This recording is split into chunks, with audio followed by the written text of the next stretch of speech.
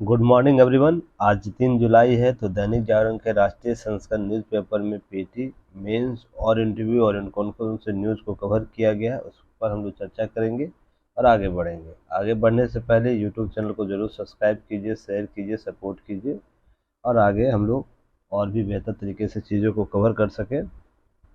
आज से classes regular होने लगेंगी, कल भी जयसवाल सर कल जुड़ जाएंगे, कल से तो चीज़ें अपडेट हो जाएंगे। आज दैनिक जागरण का जो टेस्ट होने वाला था और बीपीएससी का वो आज कैंसिल कर दिया गया है क्योंकि क्लास के बाद में दैनिक जागरण का न्यूज एनालिसिस करा के कहीं निकलने वाला हूँ, तो कल से चीज़ें अपडेट कर दी जाएंगी। कल क्वेश्चन आप लोग को दे दिया जाएगा इससे रिलेटेड, ठीक है ना। और कल क्लास भी दैनिक जागरण का होगा आप लोगों का, तो हम देखेंगे, कवर करेंगे, ठीक है। आंसर राइटिंग जो क्लासेज होती हैं उसको। तो चलिए हम आगे बात करेंगे आज के दैनिक जागरण न्यूज़पेपर एनालिसिस में। देखिए, शरद पवार की रंगपा पार्टी टूटी है, तो उससे ज़्यादा इम्पोर्टेंट आपको लिए देखिए, आपको सॉरी यहाँ 22 होगा, 1 सेकेंड। यह अजित ने पार्टी और चुनाव चिन्ह पर दावा किया है दावा, तो इससे संबंधित दावे आपको याद है कि मैंने न्यूज एनालिसिस कराया था किसमें, जब आपको उद्धव ठाकरे के बीच जो पार्टी सिंधे जी के बीच जो पार्टी विवाद हुआ था और वहां पर चुनाव चिन्ह से संबंधित मुद्दे थे जो सुप्रीम कोर्ट तक का मामला गया था, तो मैंने कुछ आपको अपडेट किए थे, तो वहां से आप लोगों को न्यूज एनालिसिस देख लेना है। 24 अगस्त 2022 का न्यूज, ठीक है ना, ये 23 लिखा गया है, गलती से प्रिंट हो गया है। तो आपको क्या करना है, 24 अगस्त 2022 का न्यूज जाके देख लेना, एनालिसिस कर लेना है। आपको इससे संबंधित मुद्दों पर वहाँ चर्चा की गई है, क्या मामला था, किस तरीके से पार्टियों के बीच विवाद होता है चुनाव चिन्ह को लेकर या उससे संबंधित किसी प्रकार का, तो चुनाव आयोग कैसे उसका निस्तारण करता है और चुनाव आयोग के बाद अगर सुप्रीम कोर्ट में मामला जाता है तो कैसे इसका निस्तारण होता है, सभी पर चर्चा की जा चुकी है। तो आप लोग जाके एक बार वीडियो देख लीजिएगा ताकि अन्य मुद्दों पर भी हम लोग चर्चा कर सकें, ठीक है ना।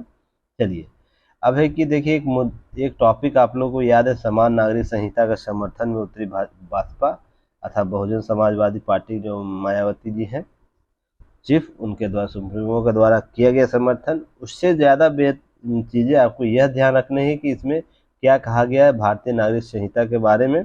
जो नागरिक संहिता है उसमें आर्टिकल 44 क्या कहता है। तो मैंने आप लोगों को देखिए दो जगह से चीज़ें कवर की, एक तो दैनिक जागरण न्यूज़पेपर एनालिसिस में भी आपको कवर किया मैंने इसका पॉइंट, साथ ही साथ आपको यूपीएससी सीएससी बैच हुआ था उसमें भी मैंने इसे कवर किया है।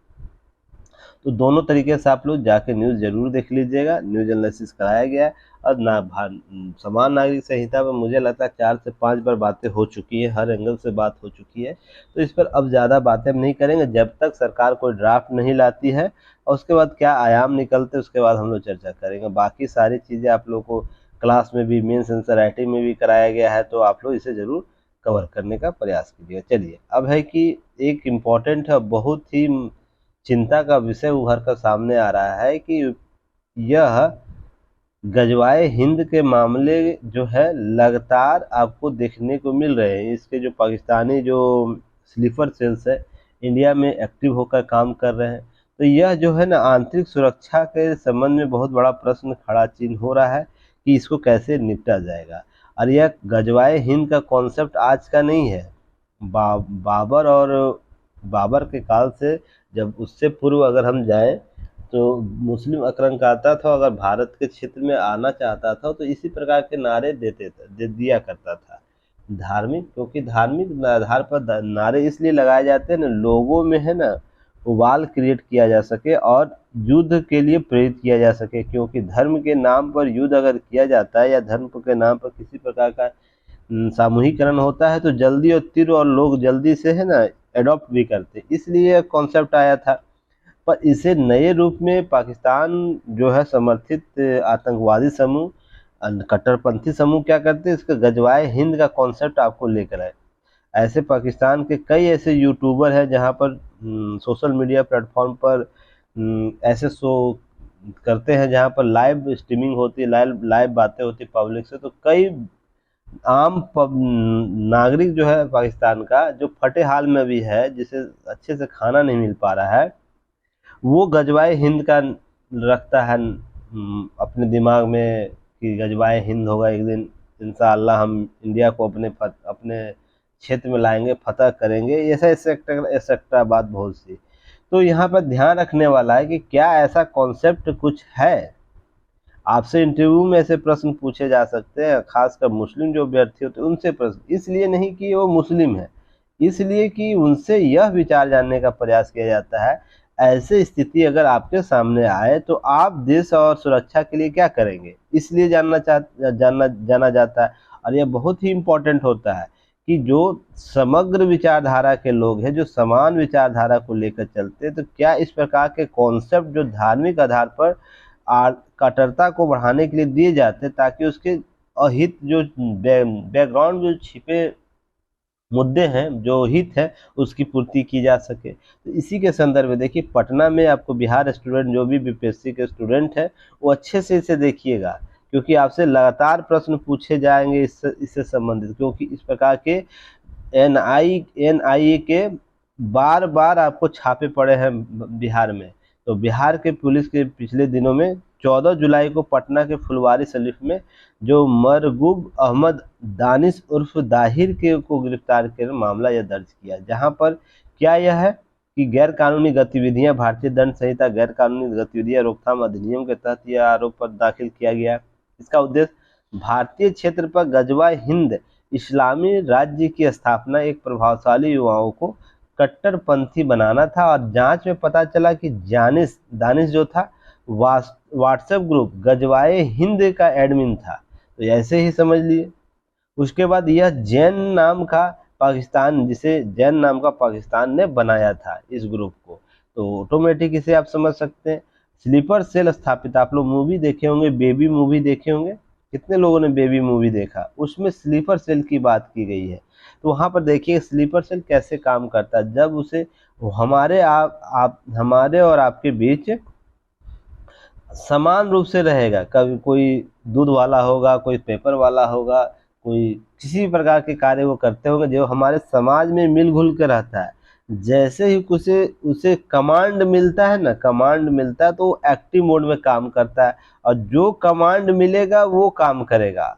मान लीजिए कोई वस्तु पहुंचाने का कमांड मिलेगा तो वस्तु पहुंचाएगा, अगर आतंकवादी जैसे कृत करने को काम दिया जाएगा तो कमांड स्लीपर सेल के तौर पर काम करता है। तो ये दोनों आंतरिक सुरक्षा के तौर पर, क्योंकि स्लीपर सेल जैसे कॉन्सेप्ट लगातार देखने को मिल रहा है, इसलिए एनआई के संदर्भ में आपको गतिविधियों को ध्यान रखिएगा यहाँ पर। और साथ ही साथ आपको सूरत में भी ऐसे मामले देखने को आया, बरेली में भी मामला ऐसे देखने को आया, जहाँ पर 3 जगह छापे मारी गई है। गजवाए हिंद कट्टरपंथी मॉड्यूल है जिसका संचालन पाकिस्तानी गुर्गों के द्वारा किया जाने का संदेह है।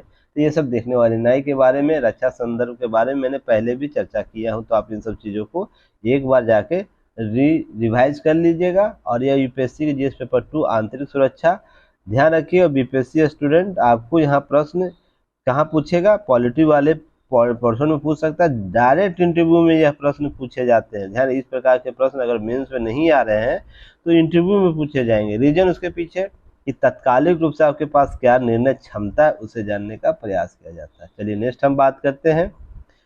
और देखिए एक न्यूज जो है कि ऑडिटर, बीपीएससी ऑडिटर का मॉक इंटरव्यू स्टार्ट है।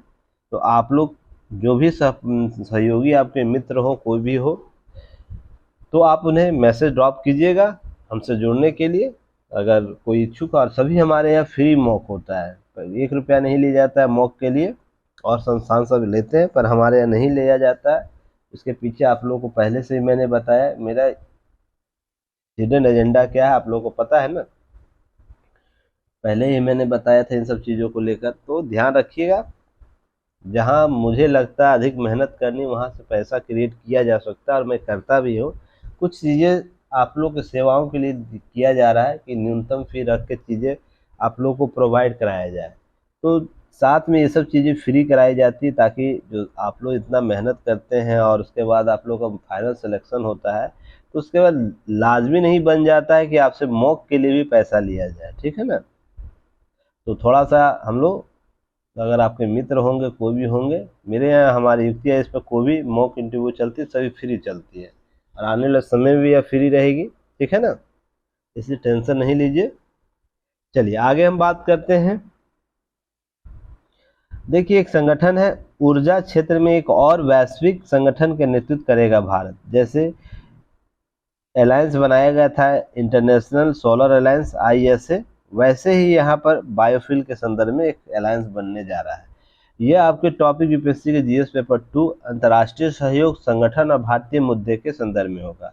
और बीपीएससी जो इस बार मेंस देंगे, ध्यान रखिएगा, इससे संबंधित आपको न्यूज पूछा जा सकता है, क्वेश्चन पूछा जा सकता है। कोई भी संगठन बनता है या कोई रिपोर्ट आती है उससे संबंधित, आपको बीपीएससी वहां से प्रश्न क्रिएट करता है। स्टेट पीसीएस और भी है, उनको भी यह ध्यान रखना है कि इससे रिलेटेड चीज़ों को कवर करना है। क्लियर है? चलिए आगे बढ़ते हैं।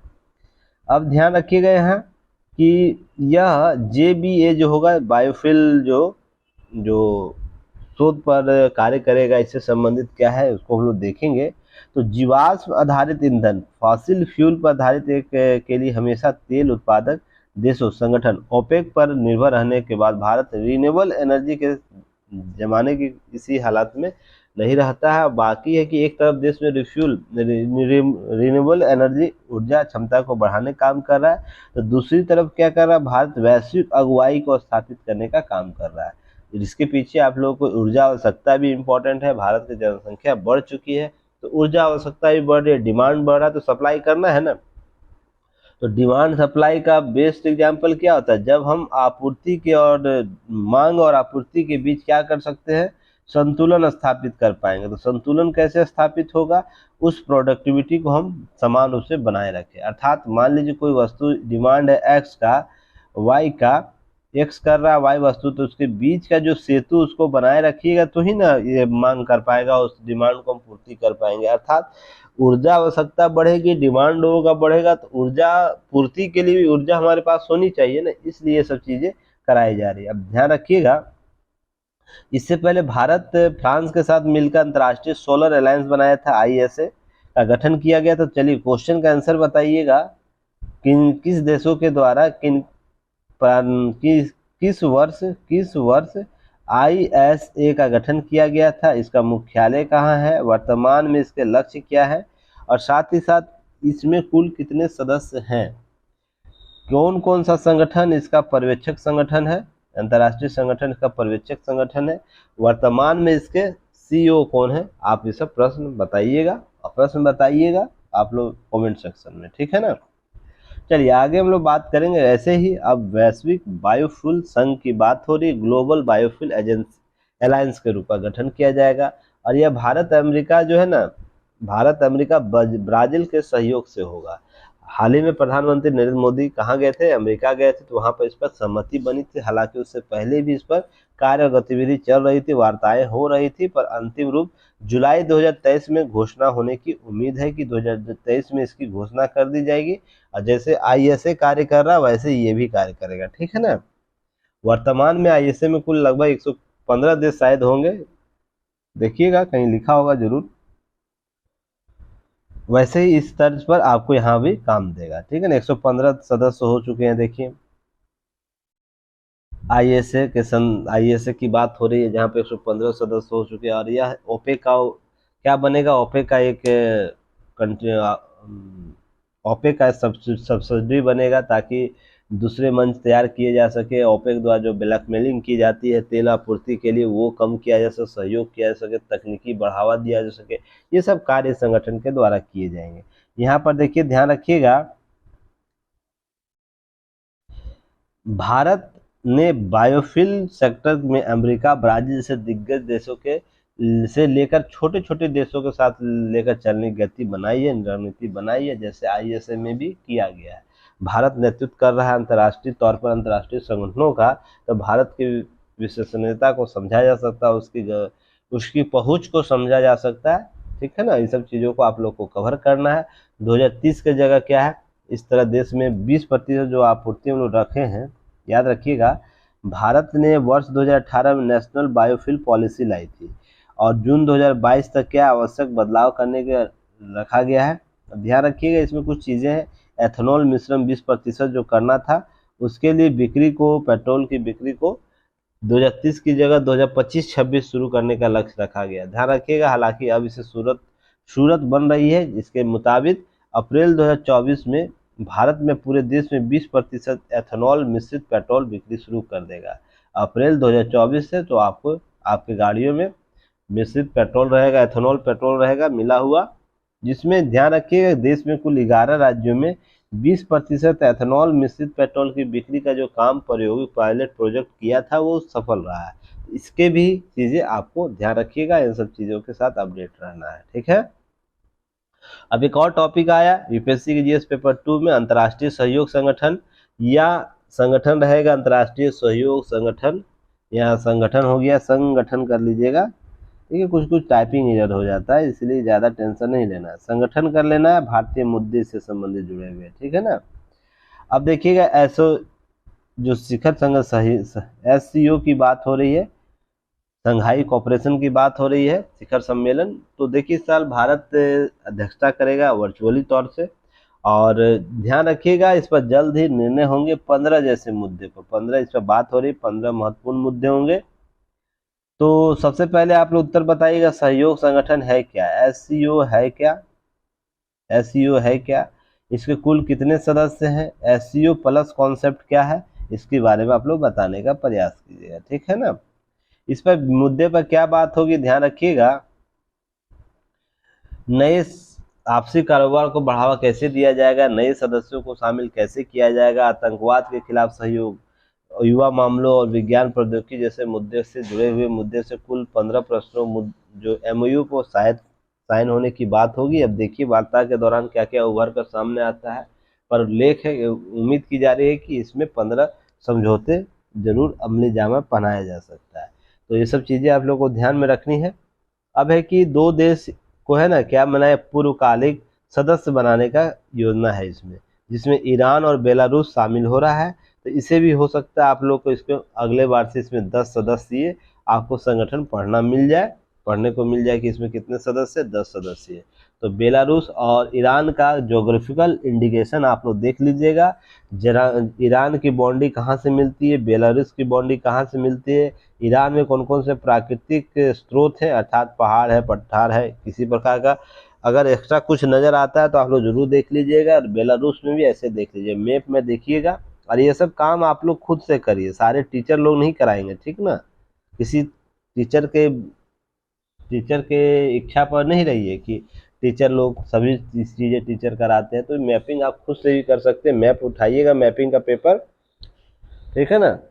एटलस होगा आपके पास, उस एटलस में आप चुपचाप इसे देख लीजिएगा कि बेलारूस कहाँ है, ईरान कहाँ, उसका प्राकृतिक और मैप भी देख लीजिएगा, ठीक है ना।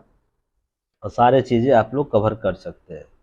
अब देखिए कुछ चीज़ें हैं जिसमें कभी मन शुद्ध हो जाता है जब लगातार प्रयास कीजिए और आप लोग का आउटपुट नहीं आ पाता है, उधर से आप लोग कोई मैसेज नहीं करते हैं, तो ऐसा कभी कभी महसूस होने लगता है मैं बेवजह फालतू मेहनत कर रहा हूँ। क्योंकि बहुत से आपको ऐसे प्लेटफॉर्म मिल जाएंगे जो इंडिया पाकिस्तान और लैला मजनू और बहुत सी चीज़ कराते हैं, मजाक आप लोगों को कराते हैं, बहुत सा हंसी खेल करवाते हैं, उनके अपनी अपनी शैली है। हमारी शैली यही कि टू द पॉइंट बात करें, एग्जाम ओरिएंट बात करें, मेंस ओरिएंट बात करें। पीटी तो सभी लोग को पढ़ा लेना है, कोई अगर एग्ज़ाम क्रैक भी नहीं किया है, कोई एग्ज़ाम क्रैक नहीं किया है, न पीटी पास किया, न मेंस पास किया, न इंटरव्यू तक पहुंचा, वो भी करा सकता है, या जो फाइनल सिलेक्शन हुआ है वो भी करा सकता है, जो कभी बैठा ही एग्जाम नहीं। मैं बहुत ऐसे पर्सनली लोगों को जानता हूँ बहुत से संस्थानों में जो कभी आज तक पीटी पास नहीं किया, उसका मटेरियल बना रहे हैं लोग। जो पीटी पास नहीं, टेलीग्राम पर उनके 2 लाख से अधिक सब्सक्राइबर है, डेली क्विज कराता है। जो अभी तक पीटी ही नहीं पास किया है उसे क्या पता होगा यूपीसीएस और यूपीएससी क्या करता है, डिमांड क्या है, सोच के देखिएगा। पहली प्राथमिकता तो यही होगी ना कि आप अगर किसी चीज़ को शुरू कर रहे हैं तो आप में क्षमता क्या है, इसका आकलन कैसे लगाया जाएगा, आपकी क्या है। अब तो आप टीचर, प्रोफेशनल टीचर तो थे नहीं, तो यूट्यूब जब से आया क्या सभी यूट्यूबर बन गए हैं, या आप लोग देखते हैं ब्लॉग लोग चलाते हैं। तो वैसे ही कॉन्सेप्ट आप समझने का प्रयास कीजिएगा। यहाँ मेहनत की जाती है मेंस के कैंडिडेट को तैयार करने के लिए, गला सूखता है, छाती जलती है, ठीक है ना, गला सूख जाता है। तो आप लोग भी मेहनत कीजिए, ठीक है ना। मेहनत करिएगा तो और भी अच्छा लगता है, काम सामने वाला भी करने लगता है कि सामने वाला कोई काम कर रहा है तो उससे क्षमता डेवलप होती है। और आप लोग का सहयोग देखने से पता चलता है कि हाँ, और भी बेहतर काम किया जा सकता है। तो आप लोग क्या है, ढीले पड़ जाते हैं। तो ढीला पड़िएगा तो हम भी ढीला कभी पड़ेंगे ना। मुझसे देखिए, मैं दूसरे टाइप का टीचर हूँ, दूसरे टाइप से आप लोगों को गाइड करता हूँ। आप लोग अभी तक जान चुके होंगे मुझे, जितना आप लोग डिमांड करिएगा मैं उतना ही सप्लाई करूँगा। और ये आप पर डिपेंड करता है आप डिमांड क्या करते हैं, आप किस प्रकार से पार्टिसिपेट हमारे साथ कर रहे हैं, ठीक है ना। अगर आपको सफल हो, क्योंकि सफल तो आपको हो नहीं, मुझे तो होना नहीं है, क्योंकि मेरे तो सभी चीज़ें समाप्त हो चुकी है यूपीएससी में। अब रही बात पीसीएस में, तो पीसीएस भी अब चीज़ें हैं, मैं और भी काम करने लगा, बुक अब राइटिंग करने लगा हूँ, तो समय नहीं मिल पाता, तो शायद ही अब मैं पीसीएस भी करूँ। तो ध्यान रखिएगा इन सब चीज़ों को। अब मुझसे आपका आपका यह कर्तव्य हो जाता है, आपको क्या चाहिए, ठीक है ना। तो आप लोग तय कीजिए कि आप लोग को क्या चाहिए, कैसे चाहिए, कितना चाहिए। अगर आप लोग को सिलेक्शन चाहिए तो मैं जितना मेहनत करता है, हमारी टीम मेहनत कर रही है, उससे ज़्यादा कहीं आपको मेहनत करनी होगी। तो क्वेश्चन दिया जाता है, क्वेश्चन आप लिखिए कमेंट सेक्शन में, और भी जहाँ लिखने को कहा जाता है वहाँ लिखिए। दैनिक आंसर राइटिंग कराने का प्रयास किया जाता है, आंसर राइटिंग आप लोग कीजिए। क्लियर है ना। काम कीजिए। कल मैंने आप लोग के ग्रुप में मैसेज किया था ना, रीता जी का जो सिलेक्शन हुआ था लास्ट यूपीएससी में, तो किन स्थितियों में उभर कर सामने आई है, जाके उसका कमेंट्स पढ़िएगा। उनका क्या कहते हैं, जिसके उनके बारे में कुछ लिखा गया है शायरी, उसे पढ़ने का कोशिश कीजिए। सफलता के लिए कोई एक्सक्यूज नहीं होता है, सफलता के लिए ना हद से आगे बढ़कर ना लड़ना पड़ता है। अगर आप में वो क्षमता है तो ही सफल होइए, नहीं तो एक्सक्यूज तो भरे पड़े हैं ना। पीएम तक के पास एक्सक्यूज होता है, राष्ट्रपति के पास भी एक्सक्यूज होता है। इसका मतलब यह तो नहीं होता ना राष्ट्र की एकता अखंडता के लिए क्या हो, वो अपने व्यक्तिगत हितों को सामने लाए, नहीं ना हो पाता है। क्या द्रौपदी मुर्मू जी हमारी जो राष्ट्रपति हैं, उनके व्यक्तिगत समस्या नहीं होंगी, प्रधानमंत्री के व्यक्तिगत समस्या नहीं होगी, फिर भी वो अपने कर्तव्य का निर्वहन कर रहे हैं ना। वैसे ही आपको अपने कर्तव्य का निर्वहन करना होगा। अब क्या है सहयोग संगठन, तो इसके बारे में देखिए हम चर्चा किया हुआ। अरे ये सब कितना आप लोग ढूंढिएगा, दूसरे जगह नहीं ढूंढिए, इतना ही करते चलिएगा आप लोग, तो सारी चीजें आप लोग कवर हो जाएगा। देखिए कितना अच्छा मेंस की चीजें यहाँ दिया गया है कि संघाई सहयोग संगठन क्या होता है, क्या है संगठन का काम है, कौन देश करेगा को आयोजन ऐसे होता है तय, फिर हर साल तय होता है बैठक का एजेंडा। तो ध्यान रखिए इन सब चीज़ों को लेकर, कल से आज से बैठक स्टार्ट हो जाइए। तो देखिए यहाँ पर क्या हो रहा है कि कैसे काम करे ये संगठन, देश के राजनीतिक अर्थव्यवस्था विकास सेना से जुड़े मुद्दों के चर्चा करता है, इसका समाधान के लिए क्या कर रणनीति बनाता है, व्यापार अर्थव्यवस्था से संबंधित काम करता है। कैसे तय होता है कि कौन सम्मेलन करेगा, हर साल 8 देश किसी भी एक देश में होता है। तो पिछले वर्ष उज्बेकिस्तान में हुआ था सम्मेलन, इस वर्ष आयोजन दिल्ली में हो रहा है, अगली आयोजन किस देश में होगा यह निर्णय सम्मेलन के दौरान ही लिया जाएगा। तो रोटेशन बेस्ड सम्मेलन नहीं होता है, तो यहाँ से प्रश्न पूछ सकता है आपको, तो आप लोग कंफ्यूज हो क्या। जैसे अन्य संगठनों में रोटेशन बेस होता है, जैसे ब्राजील आपको ये संगठन ब्रिक्स में होता है ना rotation bye alphabetical rotation bye, पहले जो होगा उसके बाद होगा। जैसे ब्रिक्स है ना, BRICS, तो पहले ब्राज़ील, रसिया, इंडिया, फिर उसके बाद चाइना, फिर उसके बाद साउथ अफ्रीका होगा। ऐसे होता है ना, फिर ये रोटेशन आ जाएगा, फिर इसी तरह चक्र चलता रहेगा। पर इसमें ऐसा नहीं है। तो आपसे प्रश्न पूछ सकता है क्या SEO में अल्फ़ाबेटिकल रोटेशन के तहत चयन होता है।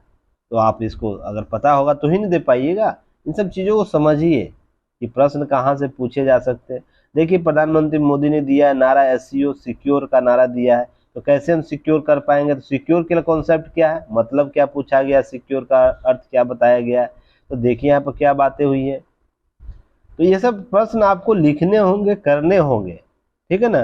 सिक्योर का अर्थ है क्या, सुरक्षा है, आर्थिक है, विकास है, कनेक्टिविटी है, एकता है, संप्रभुता है, भौगोलिक अखंडता का आदर और पर्यावरण सुरक्षा करना है। तो ये सिक्योर के बारे में बात की गई है। तो प्रधानमंत्री के द्वारा ऐसे कई आपको एग्जाम्पल, जैसे लाइफ कॉन्सेप्ट दिया गया है। तो ये सब क्या करना है, याद करना है। और इंटरव्यू चलता है तो यही सब प्रश्न पूछा जाता है। जैसे कि कल मैं एक मॉक में था, मॉक इंटरव्यू पैनल में बैठा हुआ था, तो वहां पर मैंने प्रश्न पूछा है क्या कि आपको कल ही इसकी चर्चा हो गई थी ना, तो इसके बारे में नवीन एक संगठन बनाया जा रहा है ISA के तर्ज पर, उसके बारे में आप क्या जानते हैं? तो सामने इंटरव्यू बोर्ड मेंस दे कर आया, सोचिए इंटरव्यू उनका है आपको सीडीपीओ का, और वो इनका जवाब तक नहीं जान रहे हैं। तो सोच के देखिए, जो पेपर रेगुलर देख रहा है वही एक्टिव मोड में रहेगा ना। समझ रहे बात में क्या कहना चाहता हूँ? तो इन सब चीजों पर एक्टिव रहिए, आपसे बेहतर कैंडिडेट नहीं हो पाएगा कोई जो लगातार 365 दिन न्यूज एनालिसिस किया है और उसके पास की नोट्स अपने बने पड़े हैं और उसको केवल रिवाइज करना, उससे बेहतर वो काम नहीं कर पाएगा कोई। अभी मैं आगे चर्चा करूंगा महिला सशक्तिकरण के बारे में, वहां भी आपको कितनी दफा आप लोग से प्रश्न पूछा गया है।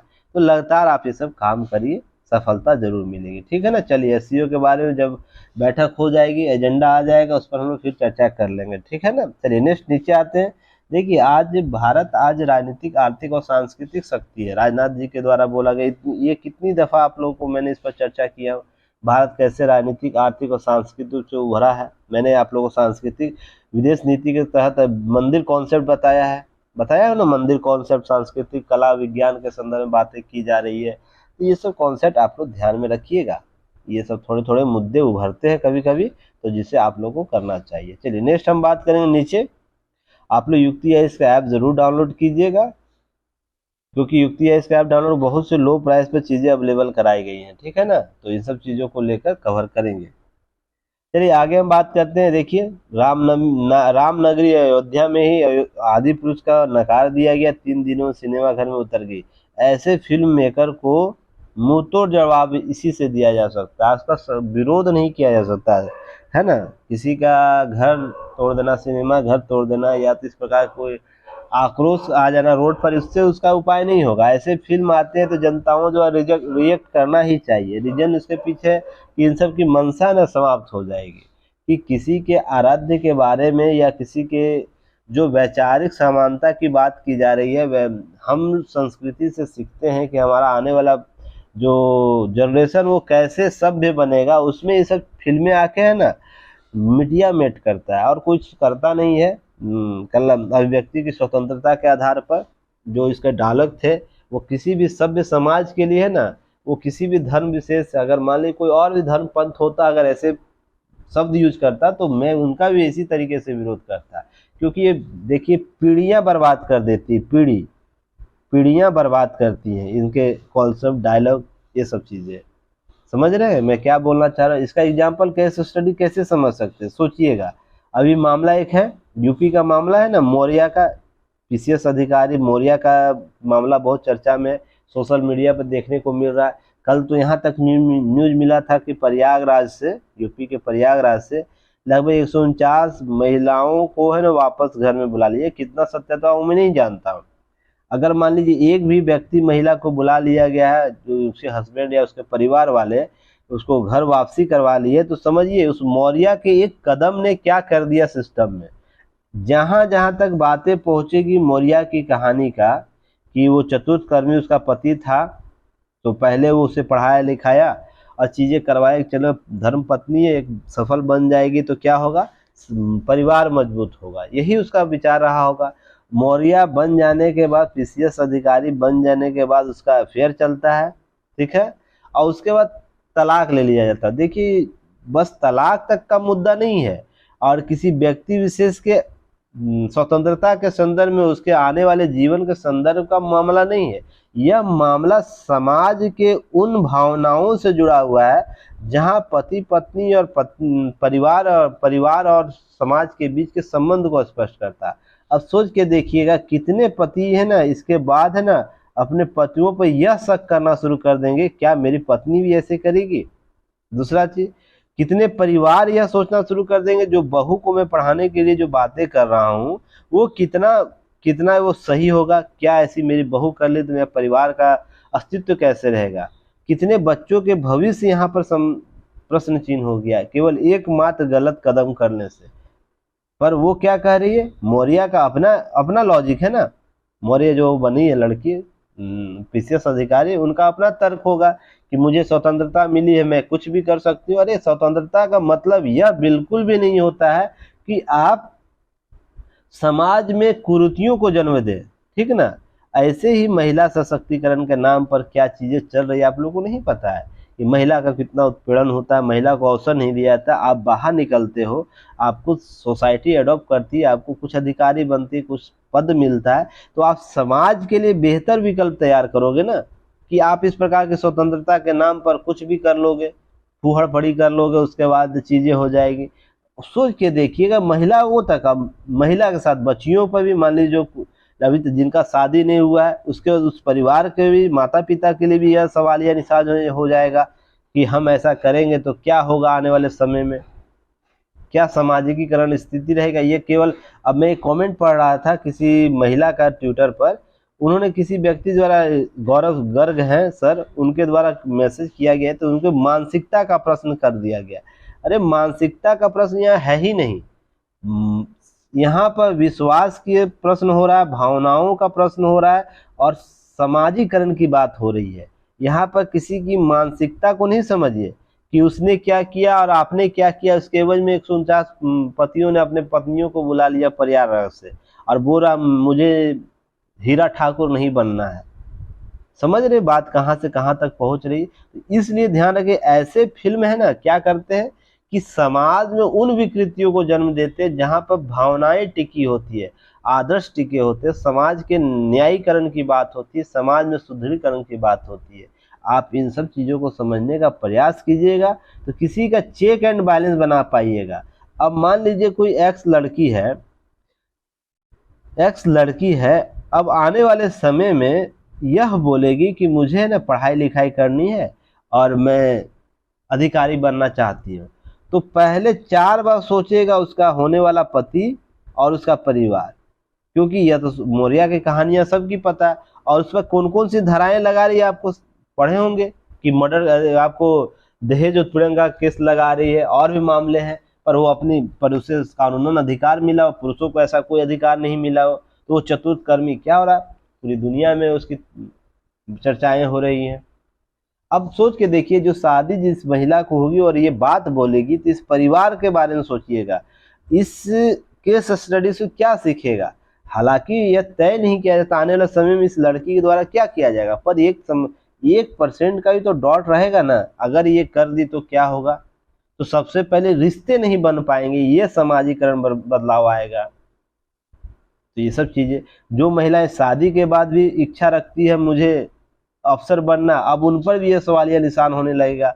अब वो पुरुष पर डिपेंड करेगा, उस पुरुष को कैसे उसको हैंडल करना है। तो बहुत से पुरुष, मान लीजिए परिवार ऐसे भी तो हो सकते हैं ना, ऐसा नहीं कि केवल महिलाओं को एक तरफा सोचना है। अब आपके घर में भी आपके भाई के लिए रिश्ते जाएंगे तो आपके परिवार के मन में, आपके मन में भी यही सवाल आएगा। आप कमेंट सेक्शन में बोलिएगा कि हाँ ऐसा हो सकता है या नहीं होगा, या ऐसा आप जीवन में महसूस करते हैं या नहीं करते हैं। एक घटना किस परिघटना को जन्म देती है, इसका आकलन व्यक्ति विशेष के द्वारा जिस दिन कर लिया जाएगा, तो बहुत सी समस्याएं जो समाज में पनप रही या पनपने वाली, उसे समाप्त किया जा सकता है। अब मैं लगातार हमेशा क्या बात बोलता हूँ, आप लोगों को याद है कि मौलिक अधिकार से आपको मौलिक कर्तव्य पर बल देना चाहिए, क्योंकि मौलिक कर्तव्य आपको निष्ठावान बनाता है, उत्तरदायित्व बनाता है, और उत्तरदायी बनाता है और कर्तव्यनिष्ठ बनाता है। मैं यही बात बोलता हूँ ना। पर आप लोग क्या करते हैं, मौलिक अधिकार किताबी ज्ञान है। आप लोग इस चीज को समझिए, आपका जन्म क्यों हुआ है, जन्म क्यों जॉब करना चाहते हैं यूपीएससी और पीसीएस, इसलिए ना कि हम समाज को बेहतर कर सके। तो समाज मौलिक अधिकारों से बेहतर नहीं हो सकता है, ये गलत लॉजिक है। कभी भी मौलिक अधिकार से समाज है ना बेहतर नहीं हो सकता है। समाज को बेहतर करना है तो आपको मौलिक कर्तव्य के कॉन्सेप्ट को और भी धरातलीय स्तर पर लागू करने की जरूरत हो जाएगी। मौलिक अधिकार आपको जब राज्य के ही विरुद्ध दिए गए हैं, तो राज्य को जब राज्य किसका प्रतिनिधित्व करता है, हमारे समाज का प्रतिनिधित्व करता है ना, व्यक्ति विशेष का प्रतिनिधित्व करता है ना, तो व्यक्ति सशक्त होगा किस संदर्भ में, समाज के समान समाजीकरण से संदर्भित चीजों को लेकर।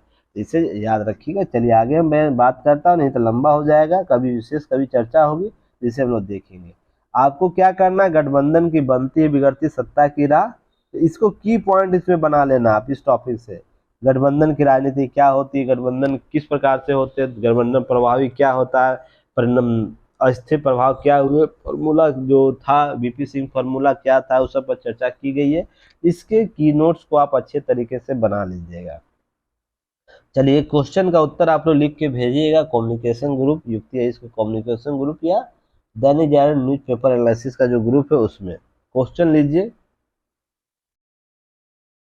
गठबंधन की राजनीति, आज यही प्रैक्टिस कर लीजिए। राजनीति, गठबंधन की राजनीति भारतीय लोकतंत्र को अधिक मजबूत की है, अधिक मजबूत की है,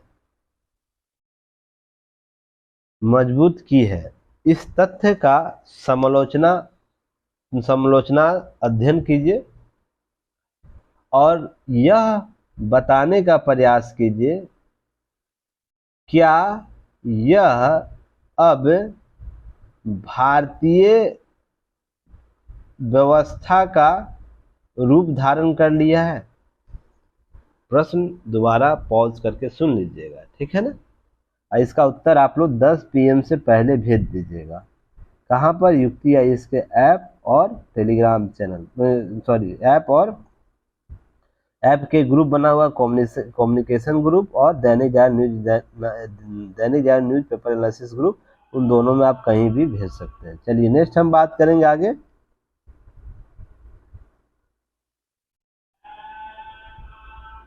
देखिए, राजद्रोह कानून लागू होना चाहिए। विधि आयोग के द्वारा भी ये बातें की जा रही है कि इस पर, हालांकि सुप्रीम कोर्ट, माननीय सुप्रीम कोर्ट इस मामले को अभी रोक लगाई हुई है, स्टे लगाई हुई है। जब फैसला आएगा तो उस पर विस्तृत हम लोग बात करेंगे विस्तृत तरीके से।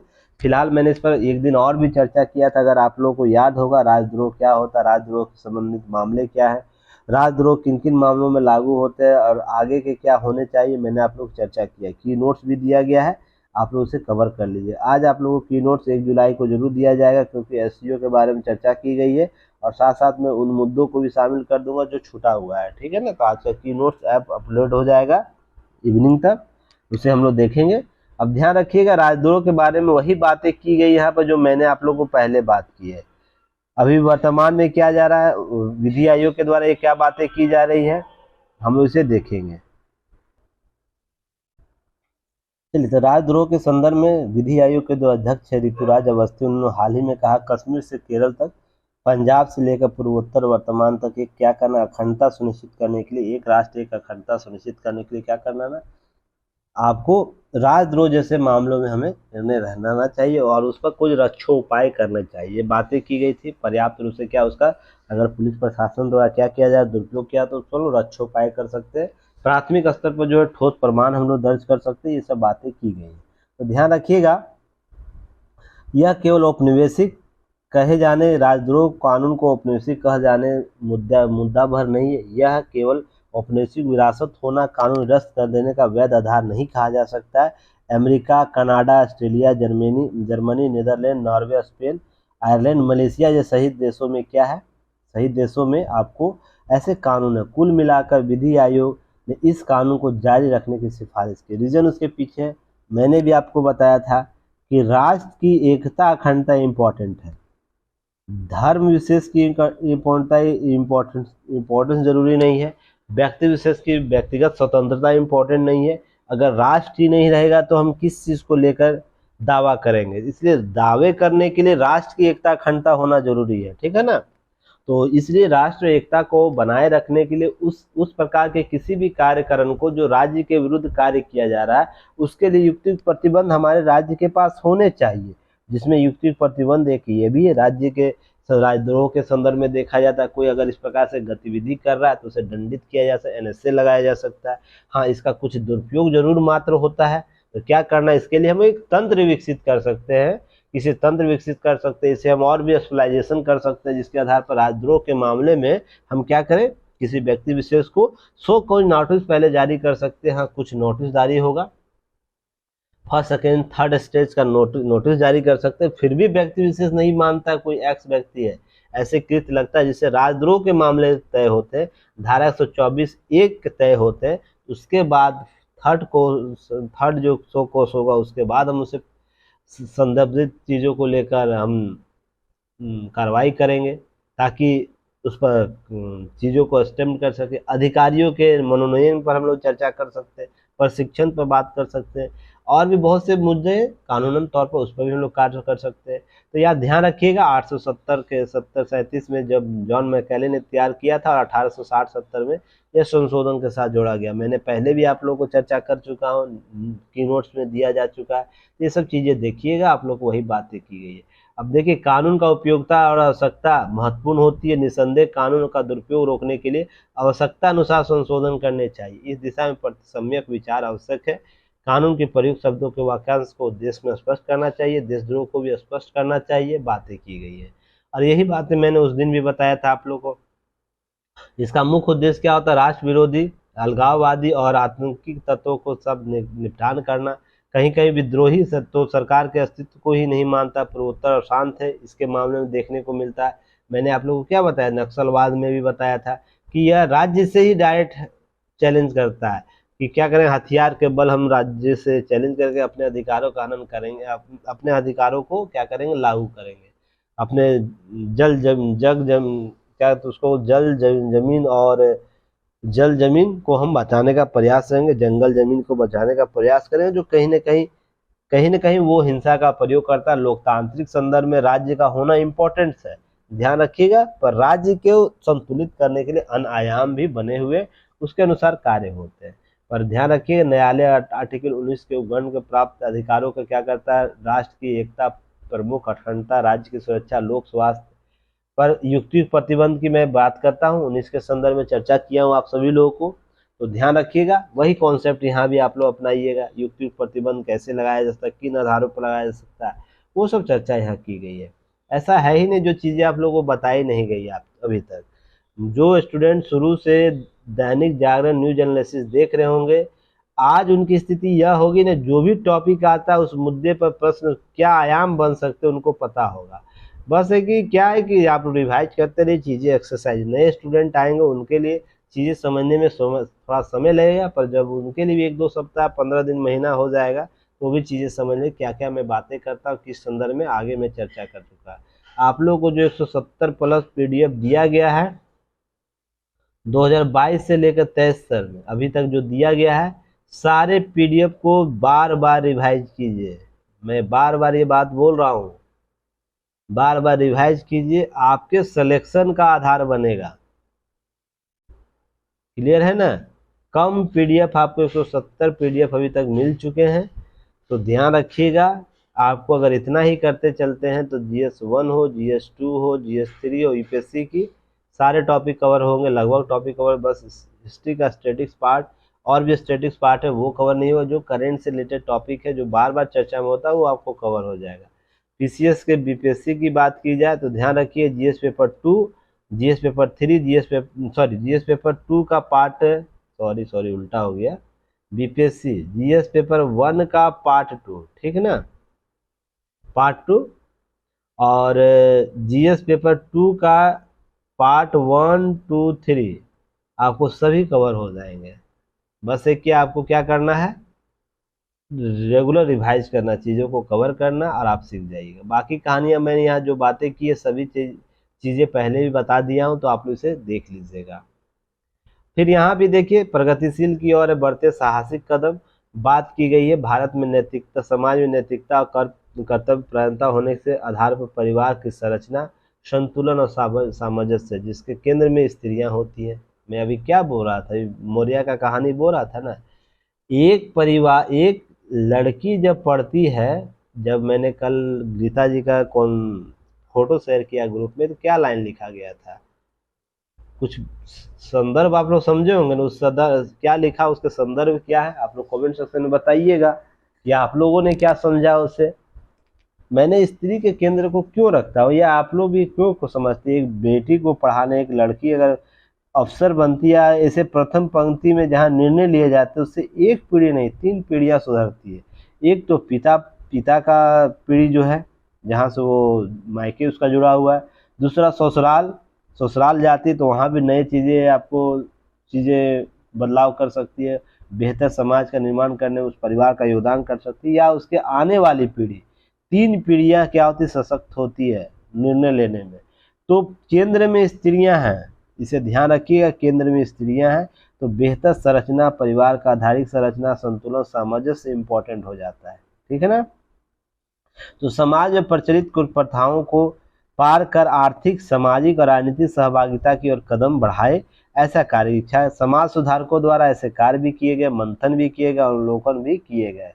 ठीक है। इसके बाद आप लोग को बहुत सी चीजें, भारतवर्ष ने अपने सांस्कृतिक और संवैधानिक ढांचे में एक पंथ निरपेक्ष राष्ट्र होने के नाते अपनी प्रकृति और एकजुटता के सह अस्तित्व की लोकाचार का निर्वाह किया। अर्थ यह है कि लगातार भारत इन संदर्भों में बात करता है, मैं भी बात कर रहा हूँ लगातार कई महीनों से, कि भारतवर्ष में क्या है, सांस्कृतिक और संवैधानिक ढांचे कैसे कार्य करते हैं।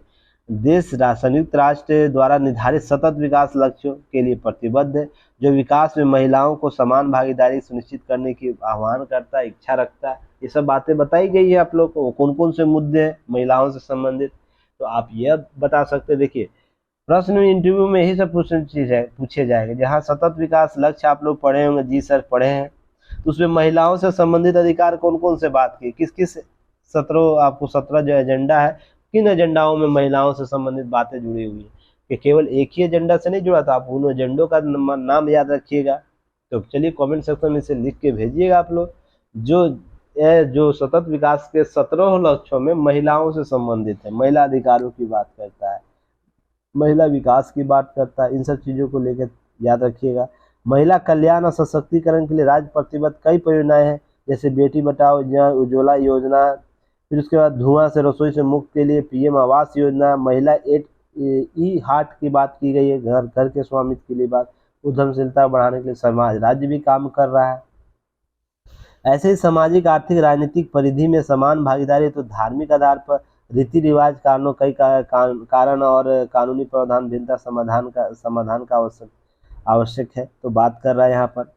फिर उसके बाद आपको सामाजिक प्रथाएं महिलाओं भेदभाव कारण संविधान में मूल भावना का उल्लंघन करती है, सामाजिक प्रथाएं, तो ये सब आपको क्या है कि जैसे सामाजिक प्रथाएं, जैसे बहुत से रीति रिवाज होते हैं, बहुत से ऐसे अधिकार जो महिलाओं को अभी तक नहीं प्राप्त हुए। जैसे बहुत सी चीजें आप स्वयं महिलाओं के तौर पर सीख जान सकते हैं, ऐसा नहीं है। तो समाज में हिंदू समाज के लिए संहिताबद्ध किया गया कानून कोड बिल लाया गया, जिसका महिलाओं का अधिकारों को संरक्षित किया गया।